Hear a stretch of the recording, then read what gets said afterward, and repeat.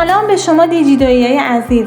امروز با آنباکس یکی دیگه از میان رده های سامسونگ گلکسی A32 در خدمتتون هستیم.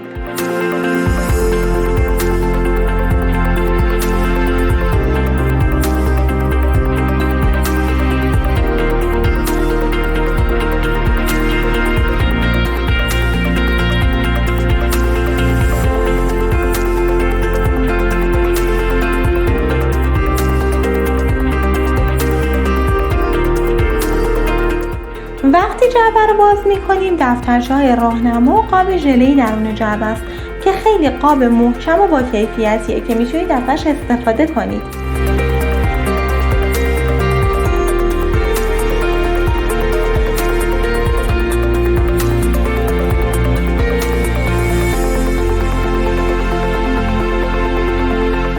حالا میرسیم به خود گوشی که توی نگاه اول خیلی خوش‌دست به نظر میرسه.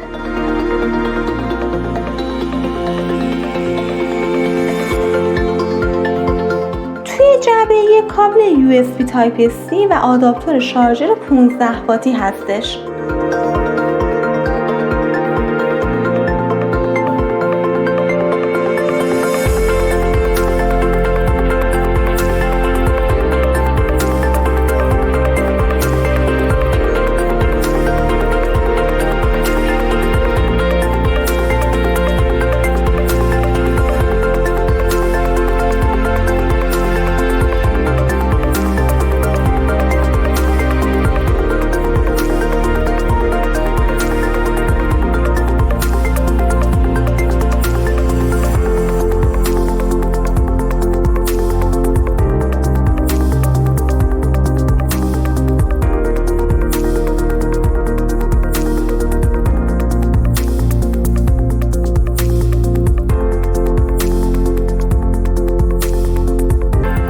حالا میرسیم به خود گوشی که توی نگاه اول خیلی خوش‌دست به نظر میرسه.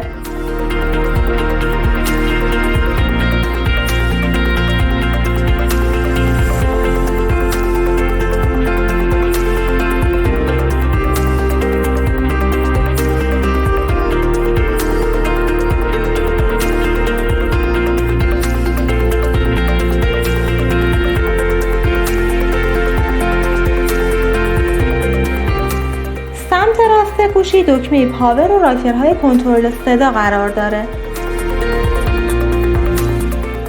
سامسونگ توی این گوشی از طراحی متفاوتی بهره برده و چیدمان لنزها برخلاف مدل‌های قبلی توی یک ماژول قرار نگرفتند.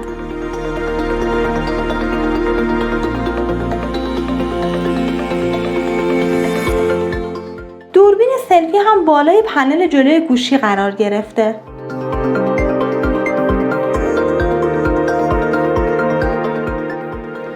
پایین گوشی هم درگاه جک 3.5 میلیمتری، ورودی شارژر و اسپیکر قرار گرفته.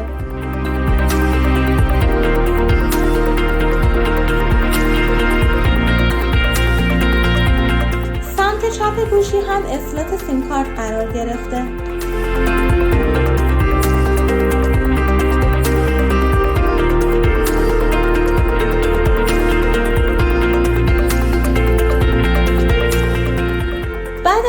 گوشی از پلاستیک فشرده ساخته شده و از سر انگشت خیلی کم پشت گوشی مشخص میشه.